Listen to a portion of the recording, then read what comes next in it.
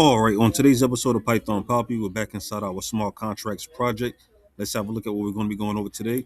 And today we're going to be back inside of our Moccasin module. We're going to be starting a new section inside that module. So let's dive right in and pick up what we're going to be going over today.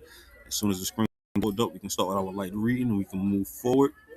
I do believe that this section that we're going to start here, I already mentioned previously, this was going to be the 5 more contracts.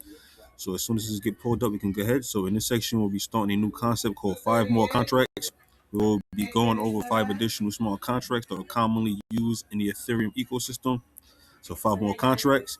So the 5 more contracts we'll be covering in this section are the ERC20 token contract, a standard interface for fungible tokens on Ethereum. Then we have our ERC721, which is an NFT contract, a standard interface for non-fungible tokens on Ethereum. We have our ownable contract, a contract that provides basic authorization control functions.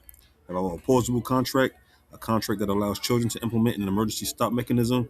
Then we have our timeout contract, a contract that allows for time-based restrictions on certain actions. Note, this will be the last time we will use our favorites.vy file. Also, after this point, we won't be using or running any more test scripts. We're going to be focusing on the contracts and tooling.